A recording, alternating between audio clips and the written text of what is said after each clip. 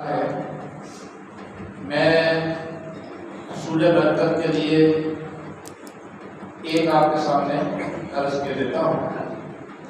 नबी पाक अलैहिस्सलातु वस्सलाम ने इरशाद फरमाया कि रोजाना 50 मरतबा दुरूद व सलाम पढ़ेगा। कितनी बार भी 50 मरतबा।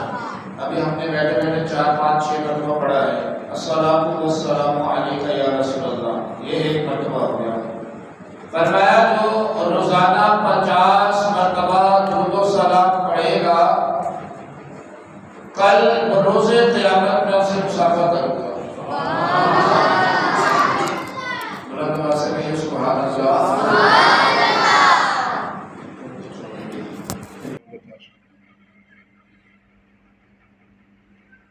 बुलंद से कहिए सुभान अल्लाह।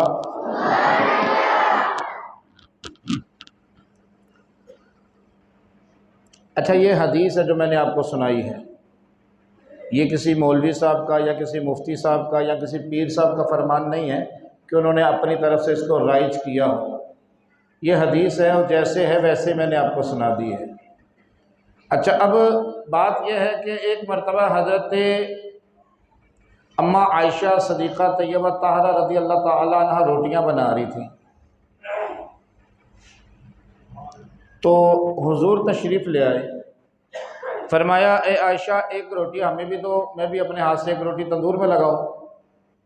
हज़रत अम्मा आयशा सैयदा तैयबा ताहरा रज़ी अल्लाह ताला अन्हा ने एक रोटी हुजूर को दी, तो नबी पाक अलैहिस्सलातु वस्सलाम ने एक रोटी अपने हाथ से तंदूर में लगाई और तशरीफ़ फरमा हो गए। काफ़ी देर गुजर गई। काफ़ी देर गुजरने के बाद हज़रत अम्मा आयशा तैयबा ताहरा रज़ी अल्लाह ताला अन्हा बड़ी परेशान हालत में हुजूर के सामने हाज़िर हुई। कहा, हुजूर एक मसला पेश आ गया है, क्या करूं? फरमाया, आयशा क्या बात है? अर्ज़ की, जो रोटियां मैंने लगाई थी वो तमाम की तमाम पक चुकी हैं, मगर जो रोटी आपने अपने दस्ते मुबारक से लगाई है वो अभी तक पकी नहीं। अब यहाँ पर जो काबिल गौर बात है वो आप समझें। फरमाया, ए आयशा, तुम उस रोटी को जहन्नुम की आग में भी डाल दोगी ना तो वो रोटी फिर भी नहीं पकेगी। जिस चीज से हमारा जिस्म लग गया, छू गया, मस हो गया, अल्लाह ने उस पर जहन्नम की आग और दुनिया की आग हराम फरमा दी है।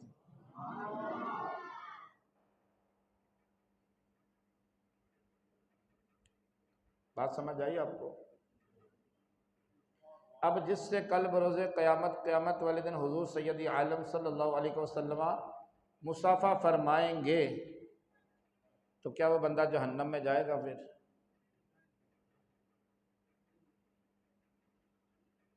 जो ना भूला हम गरीबों को रज़ा, जो ना भूला हम गरीबों को रज़ा, तो ज़िक्र उसका अपनी आदत कीजिए। सल्लु अलल हबीब सल्लल्लाहु अलैहि वसल्लम। आप मामूल बना लीजिए रोज़ाना कसरत के साथ दुरूद व सलाम पढ़ने का। आप अपनी ज़िंदगी के अंदर इंशाअल्लाह ताला तब्दीली देखेंगे, चेंजिंग देखेंगे, बदलाव देखेंगे। आप दुरूद व सलाम पढ़ते रहिए, आप देखिएगा कि आपकी जो बिगड़ियाँ बनी हुई हैं, जो मसले हैं, जो रुकावटें हैं, जो काम अटके हुए हैं, जो एक अरसा दराज से अटके हुए हैं और आप थक चुके हैं उसके बारे में, यकीन माने आप दुरूद शरीफ पढ़ते पढ़ते सो जाए और अल्लाह की बारगाह में दुआ करें, आप देखिएगा आपके सारे मसले हल हो जाएंगे। ये एक प्रैक्टिकल आजमाई हुई बात मैं आपसे अर्ज कर लूँ। तो अल्लाह तबारक व तआला हमें दुरूद व सलाम की कसरत करने की तौफीक अता फरमाए। अल्लाह रब्बे करीम ने फरमाया, क़द अफ़लह मन तज़क्का व ज़करा रस्म रब्बिही फसल्ला बल तुसिरूनल हयातद दुनिया वल आखिरत खैरुम व अबक़ा इन्ना हाज़ा लफ़िस सुहुफ़िल ऊला सुहुफ़ि इब्राहीम व मूसा सदक़ल्लाहुल अज़ीम व सदक़ रसूलुहुन नबिय्युल करीम। सूरह अल आला की आखिरी आयत मैंने आपके सामने पढ़ी है। वक्त भी कम है, आप थोड़ा सा बात को समझने की कोशिश कीजिएगा। जब से फ़लस्तीन के अंदर तबाही मची हुई है, अब तो एक टाइम गुजर गया ना, अभी भी इस वक्त हज़ारों की तादाद में बच्चे वहाँ पर बिलक रहे हैं, भूख की वजह से मौत का शिकार हो रहे हैं। ये जो पिलर से पीछे हैं थोड़ा सा सामने हो जाए, आगे आ जाए ताकि आपको बात समझ आए। कोई तकरीर नहीं है, ये एहतसाब है। आज फ़लस्तीन के बारे में आप सबको पता है कि इस वक्त वहाँ क्या बर्बरियत चल रही है, मगर किसी एक मुसलमान के चेहरे पर भी आपने कोई आंसू देखे हों उसकी आंखों में, या उसने खाना पीना छोड़ दिया हो, या रो रो के अल्लाह की बारगाह में दुआएं कर रहे हो? अच्छा, पूरी दुनिया के मौलवी दुआएं कर रहे हैं, नहीं कर रहे? जुम्मे की नमाजों में दुआएं नहीं हो रही, लेकिन कुछ बदलाव आया?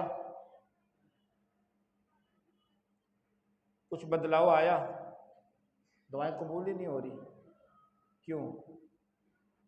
फरमाया जब बद अमालियां तुम्हारी जिंदगियों के अंदर आ जाए, घेरा ढाल ले, तुम जाहरन हाथ तो उठा सकते हो, लेकिन तुम्हारी दुआ रब की बारगाह में मकबूल नहीं होगी। पूरी दुनिया के मौलवी दुआएं कर रहे हैं, कर नहीं रहे? जुम्मे में सारे लोग कर रहे हैं, मौलवी भी कर रहे हैं, अवाम भी कर रही है। क्या फ़लस्तीन पे बमबारी बंद हो गई? खुशहाली आ गई? उनके रोज़गार चल गए? उनके टूटे मकान बन गए? जिन बच्चों के हाथ पाँव आंखें सब कटी हुई हैं, क्या वो वापस हो गया? जो लाशें बगैर कफन दफन के ही दफना दी गई, क्या उनका हिसाब हो गया?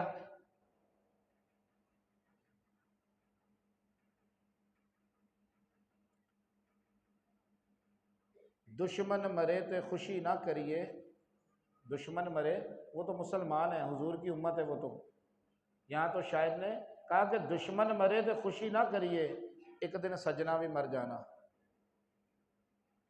जिस तरह हम अपने बच्चों से प्यार करते हैं, क्या वो हुजूर की उम्मत के बच्चे नहीं हैं?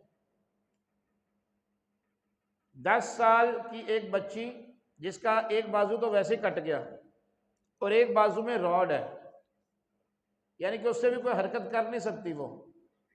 डॉक्टर ने उससे पूछा, इंटरव्यू लिया, कैफा हाल? उसने कहा अल्हम्दुलिल्लाह रब्बिल आलमीन। ये तो मैंने खुद अपनी आंखों से देखा है, सोशल मीडिया पे आपको पता चलते हैं। उसने कहा अल्हम्दुलिल्लाह रब्बिल आलमीन। वो कौन सी ईमान की ताकत और कुव्वत उन बच्चों के सीनों के अंदर है कि जिसका हम तसव्वुर भी नहीं कर सकते। यहाँ तो यकीन मानिए, अगर किसी को दो टाइम भी ज़्यादा बोल दी, एक टाइम की रोटी ना मिले तो वो अल्लाह पे शिकवे कर देता है। मैं मजाक तो नहीं कर रहा हूँ, आपको हकीकत कह रहा हूँ। यहाँ से आप हैदराबाद जाए, रास्ते में 2 से 3 बार गाड़ी पंचर हो जाए तो बंदा गुस्से में कह देता है या अल्लाह की मुसीबत है। नहीं कहता? तो वो उन बच्चों के अंदर कौन सी ईमान की ताकत है, कौन सा ऐसा जज्बा है जिसका हम तसव्वुर भी नहीं कर सकते। और हमारे ईमान, हर बंदे को अपने ईमान का पता है। मैं इज्तिमाई बात कर रहा हूँ, तो इसलिए हमारी दुआएं कबूल ही नहीं हो रही। पहली तो बात है कि मुसलमान मस्जिदों में आने के लिए तैयार नहीं है। पहली तो बात यह है कि मुसलमान मस्जिदों में आने के लिए ही तैयार नहीं है, और जो आ रहे हैं तो कुछ मकातिब फ़िक्र के मौलाना हजरात, उनको ये भी तकलीफ़ हो रही है कि ये लोग मस्जिदों में जा क्यों रहे हैं। शब मेराज आ जाती है तो उसका इनकार, वो भी बिद्दत है, शिरक है। अब ये शब बारात आई, मैंने तिरमिज़ी शरीफ की हदीस आपको पढ़ के सुनाई कि नबी पाक अलैहिस्सलाम अपने बिस्तर पे मौजूद ना थे। हज़रत आयशा रज़ी अल्लाह ताला अन्हा ने देखा कि हुजूर बिस्तर पे मौजूद नहीं है, तो दिल में गुमान आया, दिल में ख्याल आया कि शायद हुजूर किसी दूसरी ज़ौजा की तरफ तशरीफ़ ले गए। लेकिन जब उठकर बाहर निकली तो देखा हुजूर जन्नतुल बकी में थे। और हुजूर ने फरमाया, ए आयशा, आज की रात अल्लाह तबारक व तआला बनिए कल्ब की बकरियों के बालों की तादाद से भी ज्यादा मेरी उम्मत की मगफिरत फरमा देता है। लेकिन सोशल मीडिया पे देखने को मिल रहा है, कोई बोल रहा है जी ये तो शिरक है, कहीं ऐसी हदीस नहीं है, कोई बोल रहा है ये बिद्दत है, और कोई बोलता है जी अगर ये सारी हदीसें जमा कर ली जाए तो हदीसें हसन बनती है। तो ये है कि पढ़ सकते हैं नवाफिल, मस्जिद में जा सकते हैं, कब्रिस्तान में नहीं जा सकते, ये नहीं कर सकते, कब्रिस्तान जाना शिरक है, मज़ारात पे जाना शिरक है। समझ नहीं आ रही कि आज का मौलाना हुजूर की उम्मत को कहां लेकर जाना चाहता है। सरेआम शराबें पी जा रही है, कोई फतवा नहीं है। जिना आम हो चुका है, कोई फतवे नहीं है। लोगों की कत्ल गारत आम हो चुकी है, कोई फतवे नहीं है। लेकिन अगर इस तरह के अय्याम आ जाए हुजूर की उम्मत इबादत के लिए, यहां क्या हो रहा है मस्जिद में बताइए जी, कौन सा शिरक का काम हो रहा है? आपसे पूछ रहा हूं, कौन सा यहां शिरक का काम हो रहा है? क्या यहां पे किसी मंदिर का इफ्तिताह कर रहे हैं हम, जो अरब अमारात में हो रहा है, सऊदीया में हुआ, दुबई में हो रहा है? तो ऐसे उलमा को मैं ये पैगाम दूंगा कि खुदारा हुजूर की उम्मत का आप बेड़ा गर्क ना करें।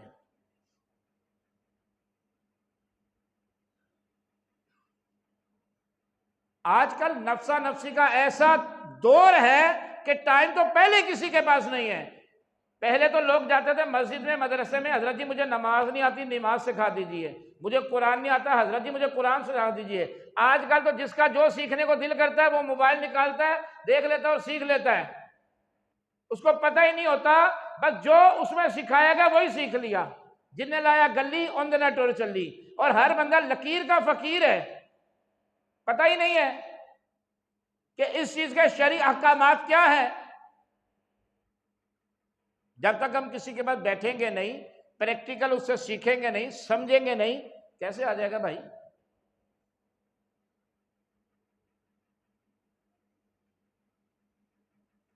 तो इसलिए हुजूर की उम्मत को भी ख्याल करना चाहिए।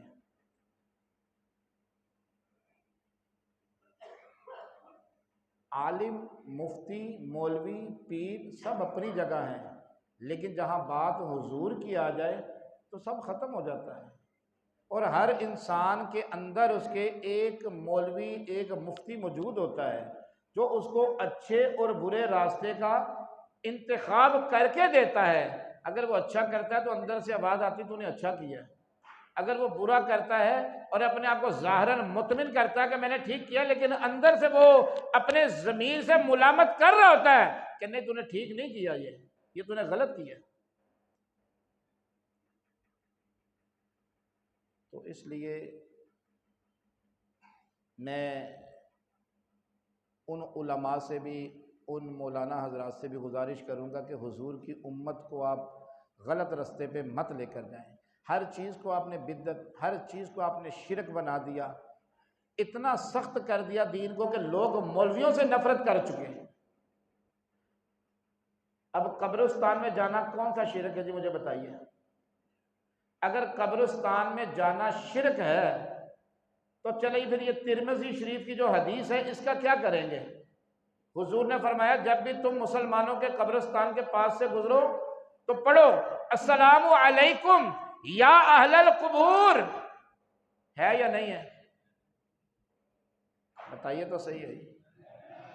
तो ये अस्सलामु अलैकुम या अहलल कुबूर किसको कहा जा रहा है? वो तो मर चुके, कब्रों में हैं, तो सलाम किसको कर रहे हैं फिर हम? ये एक दूसरा मौजू शुरू हो जाएगा। फिर ये लोग कहते हैं नहीं जी वो सिर्फ असहाब के लिए था।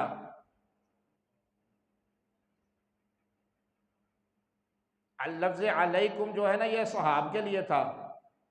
अस्सलामु अलैकुम, लफ्ज़ अलैकुम जो है ना इसमें ये कहते हैं सिर्फ सहाबाए किराम के लिए ख़ास था, ये सहाबाए किराम के लिए ख़ास था। तो फिर तुम दूसरी तरफ आ जाओ, ये कुरान की जो आयत है इसका क्या करोगे? अल्लाह ने फरमाया या अय्युहल्लज़ीना आमनू कुतिबा अलैकुमुस्सियाम, ए ईमान वालो हमने तुम पे माह रमजान के रोजों को फर्ज कर दिया है। अगर लफ्ज़ अलैकुम सिर्फ सहाबा के लिए खास है, तो रोजे सिर्फ सहाबा रखते हैं, हुजूर की उम्मत क़यामत तक क्यों रख रही है? तो इसलिए किसी का भी ज़ाहरन देख के, दाढ़ियां देख के, पगड़ियां देख के, जुब्बे कुब्बे देख के मत किसी से मुतासर हुआ करें। और जहां बात नबी पाक अलैहिस्सलाम की इज्जत की, हुर्मत की, मकाम की, अफजलियत की आ जाए, तो फिर आप सिद्दीक़ अकबर को याद कर लिया करें, किसी मौलवी के पीछे नहीं जाया करें। सिद्दीक़ अकबर के बेटे जब मुसलमान हुए तो कहा, अब्बा जी फलां जंग में, पहले काफर थे उनके बेटे, कहा फलां जंग में 3 बार आप मेरी तलवार के नीचे आए, मैंने आपको छोड़ दिया क्योंकि आप मेरे बाप थे। कहा तू एक मरतबा भी आता तेरी मैं गर्दन जुदा कर देता। पहले रसूलुल्लाह की इज्जत है, बाद में तो मेरा बेटा था। हज़रत उमर इब्न खत्ताब रज़ी अल्लाह ताला अन्हु के बाद 2 लोग फैसला करवाने आए, तो काफिर के हक में हुजूर ने फैसला कर दिया हुआ था, लेकिन वो काफिर की बात मानने के लिए मुसलमान तैयार नहीं था, वो मुनाफिक मुसलमान था। तो जब ये फैसला हज़रत उमर इब्न खत्ताब के पास गया तो वो मुसलमान अपनी पूरी स्टोरी सुनाने लग गया। मुनाफिक था ना, वो मुसलमान था लेकिन मुनाफिक था। तो काफिर जो था उसने सिर्फ एक ही जुमला कहा, उमर जो फैसला लेकर आया ना, ये फैसला तो हुजूर ने कर दिया है, मोहम्मद अरबी ने कर दिया है और मेरे हक में किया है, लेकिन ये ऐसा मुसलमान है, ये कहता है मुझे हुजूर की बात समझ नहीं आती, मैं फैसला उमर से करवाऊंगा। फरमाया अभी किए देते फैसला। अंदर गए, तलवार लेकर आए, उसका सर तन से जुदा कर दिया, खत्म हो गई बात। फरमाया जिसको हुजूर की बात समझ में नहीं आती, उमर उसका फैसला इस तरह किया करता है। तो इन रातों में बैठने से फायदा क्या हो रहा है? इश्क़ मुस्तफ़ा की शम्मा को अपने सीनों में उजागर कीजिए। आप देखिए हर बंदा परेशान है, हर बंदा ही परेशान है। जो बीमार है वो दवाई से परेशान है, जो औलाद वाला है वो औलाद की बदतमीजियों से परेशान है, जो बे औलाद है वो औलाद के लिए रो रहा है, जो बेरोजगार है वो नौकरी के लिए रो रहा है, जो नौकरी वाला है वो घर बार के लिए रो रहा है, अपनी तरक्की के लिए रो रहा है। हर बंदा ही परेशान है, हर बंदा ही परेशान है। जो 10 लाख रुपया कमा रहा है वो भी परेशान है, जो 10,000 कमा रहा है वो भी परेशान है। सुकून नहीं है। क्यों? हमने अल्लाह और अल्लाह के रसूल की रस्सी को छोड़ दिया। हम सुकून ढूंढ रहे हैं किसमें? मोबाइलों में। हम सुकून ढूंढते हैं सारी सारी रात फेसबुक पे, सारी सारी रात गूगल में, सारी सारी रात यूट्यूब में, टिकटॉक में, स्नैक में। लेकिन रब के कुरान ने फरमाया अला बिज़िक्रिल्लाहि तत्मइन्नुल कुलूब, बेशक दिलों का चैन जो है वो रब के जिक्र में ही है। लेकिन वो तो हमें करना नहीं है, वो तो हमें करना ही नहीं है, उसके लिए तो टाइम नहीं है। कुरान खोल के बैठते हैं तो नींद आती, मुंह खोल के बस थक गए, सारी रात बैठे थे गप्पे मारते रहे चाय के होटल में, फिर तो बासियां नहीं आती, फिर तो जमाइयां नहीं आती, फिर तो एक्टिव होकर बैठे रहते हैं, पूरी पूरी सिगरेटों की डब्बियां फूंक जाते हैं। तो इसलिए उम्मत मुस्लिमा को ख्याल करना चाहिए हम किस तरफ जा रहे हैं। यकीन माने हम तबाही की तरफ जा रहे हैं। इसलिए तो कोई उठता है वो नबी पाक अलैहिस्सलाम की इज्जत में हमला कर देता है, कोई उठता है वो हजरत अबू बकर सिद्दीक की इज्जत में हमला कर देता है, कोई उठता है हजरत अम्मा आयशा सिद्दीका तैयबा ताहरा रज़ी अल्लाह ताला की शान में गुस्ताखी कर देता है। आज का वाकया लाहौर के अंदर इछरे बाजार के अंदर एक औरत घूम रही है, ठीक है, अभी उसको पुलिस ने गिरफ्तार किया है, अभी अभी असर की नमाज में। उसने जो लिबास पहना हुआ उसमें कुरान की आयतें लिखी हुई हैं सारी। अल्लाह अकबर कहने से क्या हो जाएगा? क्या हो गया मुझे बताइए? अल्लाह अकबर कहने से हमें क्या हो जाएगा? हमें सीधी नमाज पढ़नी नहीं आती, कुरान हमें सीधा तजवीज से नहीं आता, तो ये अल्लाह अकबर कहने से होगा क्या हमारा? ये हमारा इज़हार है। आज देखिए आप पूरी दुनिया मैसेज कर रही है मोबाइलों पे, जी मुझसे कोई गलती हो गई हो तो अल्लाह के वास्ते माफ कर दे, इस तरह माफिया होती हैं हजरत जी, इस तरह माफिया होती हैं, इस तरह होती है माफिया। किसी की माँ बहने कर दी, किसी का गिरेबान फाड़ दिया, किसी की माँ की बेइज्जती कर दी, किसी के माल पे कब्जा कर दिया, किसी के घर पे कब्जा कर लिया, कुछ ना कुछ कर लिया, और इस तरह का मैसेज करके बोलता जी मुझे माफ कर दे, माफिया हो जाती है। जो 75 साल से ये आप लोगों को गलत वोट दे दे के इन हुक्मरानों को अपने सर पे हाकिम बना के बिठाया, उसकी माफी कौन मांगेगा? उसकी माफी कौन मांगेगा? बताइए तो सही, उसकी माफी कौन मांगेगा? 75 साल से जो हुजूर के दीन के लिए हम बगावत कर रहे हैं, हमें तो चाहिए बल्ला, हमें चाहिए तीर, हमें चाहिए पतंग, तो बताइए उसकी माफिया कौन मांगेगा?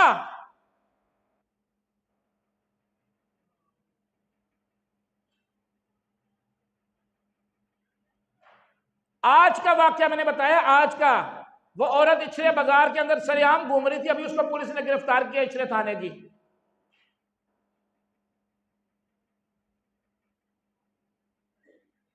तो जब हमारा हाल ही ये होगा, हमें पता ही नहीं अपने दीन के बारे में, हमें अल्फो बे नहीं पता, ना हमें पता है, ना हम अपने बच्चों को सिखाने के लिए तैयार हैं, ना हम खुद सीख रहे हैं, ना दूसरों को बताने के लिए तैयार हैं। इस तरह नहीं होता। और ये जिंदगी बिल्कुल मुख्तसर है, बिल्कुल मुख्तसर। कल हम पूरे मदरसे को लेके कब्रिस्तान गए थे, जो हमारा स्टेटस वगैरह देखते हैं उनको मालूम होगा।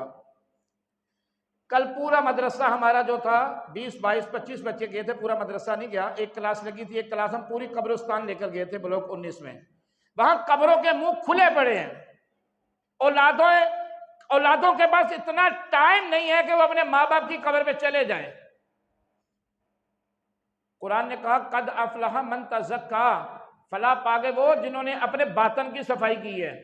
ये जाहिर को हम काटन शाटन पहन के टीप टाप होके वीआईपी होके खुशबू लगा के बॉडी स्प्रे लगा के चमक दमक के ऐसे 4 लोगों में बैठ जाए, वाह जी वाह, बल्ले बल्ले, अखीर कर दी थी, वाह जी वाह। जब हमारा मियार दीन इस्लाम के लिए ये होगा कि ईद के लिए हम 10,000 रुपए की चप्पल लेंगे जाके चेस से, इम्तियाज से, बड़े बड़े मॉल से, और जब इधर पूरा कुरान सुनाने वाले की बारी आएगी फिर सर पकड़ के बैठ जाएंगे, कारी साहब मैं तो 1000 रुपये ही दे सकता हूँ, मैं तो 500 रुपये दे सकता हूँ। मैं कोई गलत बात नहीं कर रहा, हकीकत है ये।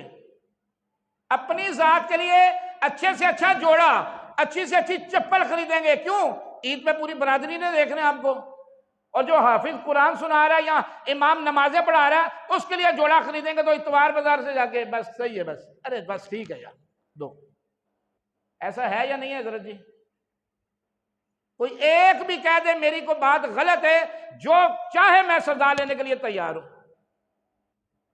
जब हमारा मियार कुरान के लिए ये हो जाएगा ना, वो 1-2 घंटे के लिए गाना गाने के लिए कोई गुलकार आ जाए, क्यों म्यूजिकल ग्रुप आ जाए, लाखों रुपया लुटा देते हैं। जो पूरा महीना नमाज पढ़ाए मुसल्ले पे खड़ा होके, बारिश हो, आंधी हो, तूफान हो, कोहराम मच जाए, सैलाब आ जाए, जलजले आ जाए, जमीन गरक हो जाए, उसने अजान देनी है, उसने नमाज पढ़ानी है। आर्मी से भी सख्त ड्यूटी है, उसको महीने का 10,000 12,000 देके हम बड़े चोड़े होते हैं।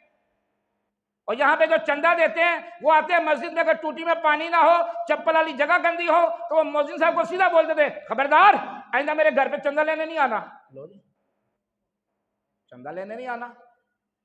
अब ये माइक है, अगर माइक नहीं होता फिर मैं आपको बताता।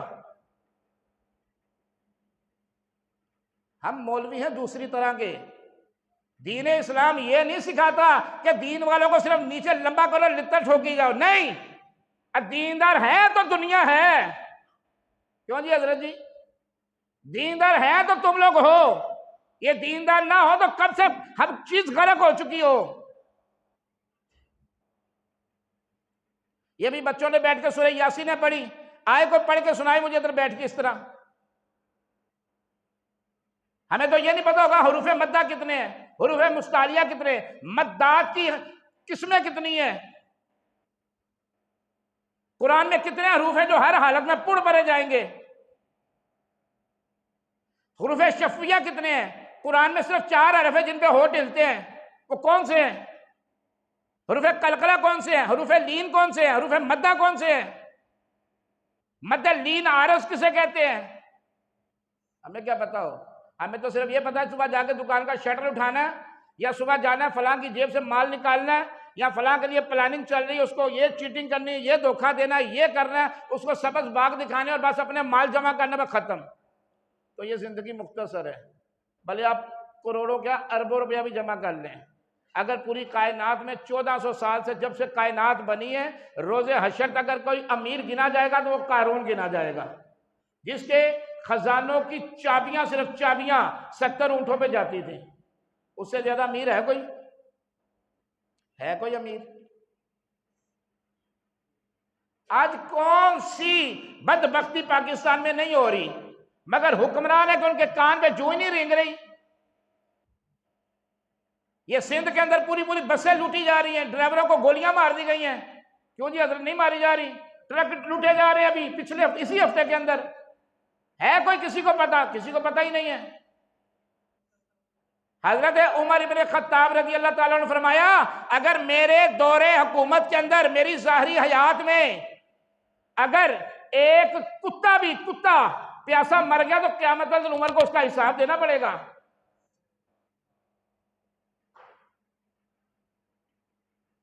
पता नहीं हम कौन सी हुक्मरानियां, कौन सी लीडरशिपें कर रहे हैं। 75 साल गुजर चुके हैं और 75 और भी गुजर जाएंगे, लेकिन जब तक हम दीन के साथ मुखलिस नहीं होंगे, हमारी जिंदगी खुशहाल नहीं होगी। बस हजरत उमर इब्ने खत्ताब रज़ी अल्लाह ताला का आखिरी वाक़या सुना के बात खत्म करता हूँ। हजरत उमर इब्ने खत्ताब रज़ी अल्लाह ताला अन्हो, आपका मामूल था इशा के बाद मुंह पे नकाब करके, पर्दा करके गलियों में गश्त करते थे, देखते थे कोई परेशान तो नहीं है, कोई भूखा तो नहीं है, कोई प्यासा तो नहीं है, किसी को कोई तकलीफ तो नहीं है। एक दिन आपका दौरा मुकम्मल नहीं हुआ, रह गया। आपने क्या किया? फजर की नमाज के बाद अपने दौरे को मुकम्मल किया। थोड़ा कुछ दूर गए अपने हदूद से, तो एक झोपड़ी थी, उसमें से रोने की आवाज़ आ रही थी। तो आपने बजाय दरवाज़ा बोला, इजाज़त है अंदर आने की? कहा नहीं, इजाज़त नहीं है। फिर थोड़ी बात बोला, अच्छा चल अंदर आ जा। कौन है तू? कहा आप रो क्यों रही हैं? कहा रो मैं उमर की जान को। क्या रो मैं? उमर की जान को, जिसको हमारी खबर ही नहीं है। बेवा हूं मैं, 25 दिनार कर्जा चढ़ गया मेरे ऊपर, औलाद मेरी नहीं है, 3 दिन से मैंने रोटी नहीं खाई और उमर को पता ही नहीं है। मैं उमर की शिकायत करूंगी, मेरे आखिरी अय्याम में बस मैं मरने वाली हूं, मैं मर के कब्र में जाके हुजूर से उमर की शिकायत करूंगी कि आपने ऐसा लीडर बनाया, ऐसा हुक्मरान छोड़ के गए जिसको अपनी आवाम का पता ही नहीं है। तो हजरत उमर रज़ी अल्लाह ताला अन्हु, जिनके सामने शैतान भी कांपता है, कांपता नहीं कांपता? जिस गली से हजरत उमर गुजर जाते थे, शैतान उस गली से गुजरता ही नहीं था। है ऐसा या नहीं? उस बुढ़िया के सामने कांप रहे हैं। कहा अम्मा तू उमर को माफ कर दे। क्या फरमाया? अम्मा उमर को माफ कर दे। अब उमर किस किस का हाल पूछे? उमर को क्या पता तू इधर भूखी बैठी हुई है? उमर के पास 23 लाख मुरब्बा मील का हाकिम है, किस किस को देखता रहे? उस अम्मा ने हजरत उमर को आइन सिखाया। आप चीफ जस्टिस को आइन नहीं समझ आ रही ना, जो बोलता है पहले आइन इस्लाम बाद में है। अगर इस्लाम ना होता तो जाके किसी अंग्रेजों के कुत्ते न ला रहे होते। आई समझ? हाँ, ये इस्लाम की बरकत है जो है, इस्लाम ने कुर्सियों पे बिठा दिया है, किसी को चीफ जस्टिस बना दिया, किसी को चीफ ऑफ आर्मी बना दिया। हकीकत है। पाकिस्तान की बुनियाद क्या है? ला इलाहा इल्लल्लाह मोहम्मद रसूलुल्लाह है या नहीं है? कहीं नामो निशान ही नहीं है। है कहीं नामो निशान? भले किसी को बातें बुरी लगे, कुछ भी हो, मैं तो बोल के ही रहूंगा। क्यों जी हजरत जी? भले फांसी पे लटका दें, लानत है ऐसी जिंदगी में ऐसे जीने पे। उस माई ने हजरत उमर को आइन सिखाया। क्या सुने? कहा अगर उमर पूरी सल्तनत का खबर नहीं रख सकता तो उसको बोलो उतनी सल्तनत रखे जितनी की वो खबर रख सकता है। आई समझ बात की? रोते हुए गए, राशन लेकर आए, 25 दिनार लेकर आए, आगे अम्मा को दिया, रोटी बनाई, रोटी खिलाई, फिर भी कहा अम्मा माफ कर दे उमर को, बेचारा बड़ा मस्कीन है, गरीब है, माफ कर दे। अम्मा ने कहा तू मुझे किसी अच्छी माँ का बेटा लगता है, तेरे कहने पे मैं माफ कर देती हूँ। उसी टाइम वर्का निकाला, कहा अम्मा लिख कर दे। लिखा फटाफट, कहा तू ही लिख ले। लिखा खत्ताब का बेटा उमर, जिससे अम्मा नाराज थी, अम्मा ने गवाही दी और अम्मा ने इसको माफ कर दिया। अब इतनी बात हो रही थी तो हजरत अब्बास और हजरत अली रज़ी अल्लाह ताला अन्हु आ गए। आते ही कहा या अमीरुल मोमिनीन आप यहाँ पे? अम्मा तो डर गई, मैं ये क्या कर रही थी। कहा नहीं अम्मा, तूने जो वादा किया वादा पूरा होना पड़ेगा। अम्मा ने वादा किया, लिखा, हजरत अली के साइन भी करवाए, दूसरे जो सहाबी थे उनके भी साइन करवाए। कहा अली तू तो मेरा बेली है ना, तू तो मेरा दोस्त है और उम्र से मैं तेरे से बड़ा हूं और मुझे पता है कि मैं पहले टूट जाना है, लेकिन जब मैं चला जाऊं ना, ये जो रुक्का है ना, रुक्का, ये मेरे कफन में डाल देना। हजरत अली ने पूछा क्यों? कहा इसलिए कि इस अम्मा ने तेरे सामने मुझे माफ किया है। कब्र में जब रसूलुल्लाह आए और मुझसे पूछे कि ए उमर मेरी उम्मत के साथ क्या कर कर आया है, तो मैं ये रुक्का निकाल के सामने रख दूं। हुजूर, उमर से एक अम्मा नाराज थी, उसने भी मुझे माफ कर दिया था। ये क्या बातें हुई? अपने घरों में चरगे, मुर्गे, बकरे, और गरीब का बच्चा मर गया चप्पल के लिए, मर गया दवाई के लिए, मर गया कपड़ों के लिए, मर गया राशन के लिए। ये कौन सा तरीका है, कौन सा दस्तूर है, कौन सा इस्लाम है? हुजूर नबी पाक अलैहिस्सलाम ईद की नमाज पढ़ाने जा रहे हैं, हजारों का मजमा सामने सहाबा का, हजारों का मजमा सहाबा का। एक तरफ हजरत इमाम हसन है, एक तरफ इमाम हुसैन है। एक 6 साल का बच्चा यतीम दीवार के साथ लग के रो रहा है। हुजूर ने बुलाया, कहा मेरा बाप ग़ज़वे में, जंग में शहीद हो गया और माँ का भी इंतकाल हो गया, सर पे हाथ रखने वाला कोई नहीं है। हुजूर वापस घर लेकर गए उसको। अगर ये बात गलत हो, मैं जिम्मेदारी से कर रहा हूं, अगर आपने पहले ये वाक्या नहीं सुना तो पढ़ ले आप जाके। हुजूर वापस घर लेकर गए, जो कपड़े हजरत इमाम हसन हुसैन को पहनाए थे उसी तरह के कपड़े पहनाए और फरमाया बेटा तुझे पसंद ना होगा कि मोहम्मद तेरा बाप लगे, आयशा तेरी माँ लगे और फातिमा तेरी बाजी लगे। वो बच्चा जो था तो यतीम, लेकिन दिल ही दिल में कह रहा था कि आज यतीमी का भी मजा आ गया है। बताइए, जिसको 2 जहान के बादशाह, 2 जहां के ताजदार, जिसका हाथ पकड़ ले, उस बच्चे ने भी दिल में कहा था तो यतीम, लेकिन आज यतीमी का भी मजा आ गया। तो यार यतीम को तो पूछता कोई नहीं, यतीम क्या जो बेचारे सही हैं उनको कोई नहीं पूछता। यहां तो किसी बंदे से तू मैं हो जाए, बदतमीजी हो जाए, तो वो फौरन कहता है खबरदार कारी साहब, आइंदा मेरे घर चंदा लेने नहीं आना। चंदा कितना है पता आपको? पता? 100 रुपया, 50 रुपए, 70 रुपए, 80 रुपए। अजीब तमाशा। इसलिए हमें अपने आप को बदलना पड़ेगा। बदलेंगे तो ठीक है, नहीं बदलेंगे तो जिंदगी तो गुजर ही रही है।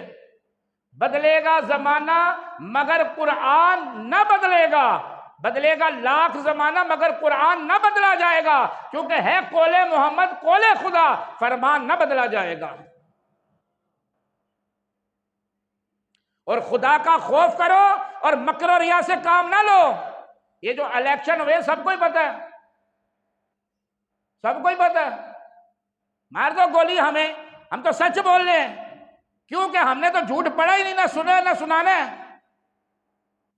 हमसे तो पूछा जाएगा तुझे मनसब मिला था इसका, तूने क्या बोला? खुदा का खौफ करो, मकर और रिया से काम ना लो, या इस्लाम पे चलना सीखो या इस्लाम का नाम ना लो। ये मुसलमान थोड़ी है कि अल्लाह को खुशी अता कर दे तो वो आज जश्न हो रहे, ये हो रहा है, वो हो रहा है। वही महरम और गैर महरम औरतें, वही नौजवान, वही बुढ़े, वही बच्चे, सब औरतें एक साथ हो रहा है। ये क्या हो रहा है? कुरान ने कहा या अय्युहन नबिय्यु कुल्ली अज़वाजिका व बनातिका व निसाइल मुमिनीन युदनीना अलैहिन्ना मिन जलाबिबिहिन्ना ज़ालिका अदना अय्युअरफना फला युज़ैन। एक गैब की खबरें बताने वाले नबी अपनी पाक दामन औरतों को, बीबियों को, बच्चियों को, मुसलमान औरतों को हुक्म दे दीजिए क्या कि ये पर्दा करें ताकि काफिरों को पता लगे ये पाक दामन औरतें हैं। यह तो तमाशा ही अलग लगा हुआ है। यहां तो बंदा शॉपिंग करने मॉल में नहीं जा सकता, इम्तियाज में नहीं जा सकता, चेज में नहीं जा सकता, इतवार बाजार में नहीं घुस सकता। बेहयाई की तबाही मचाई पड़ी है। फिर हम कहते हैं अल्हम्दुलिल्लाह हम मुसलमान हैं। वो अल्हम्दुलिल्लाह मुसलमान ही हैं, बस ये दुआ करें कि मुसलमान ही दुनिया से चले जाएं। अल्लाह ताला हम सबको अमल की तौफीक अता फरमाए। और आज का पैगाम यही है कि नबी पाक अलैहिस्सलाम के मौजू पे, हुजूर के बात पे, हुजूर की शान पे किसी से कोई भी कंप्रोमाइज कर सकते हैं हम लोग? हो ही नहीं सकता, सवाल ही नहीं है। अल्लाह ताला से ईमान की दौलत मांगा करें। अल्लाह ताला हम सबको ईमान की दौलत अता फरमाए। दुराने बयान अगर कोई जुमला गलत लिखा हो, अल्लाह ताला मुझे माफ़ करे।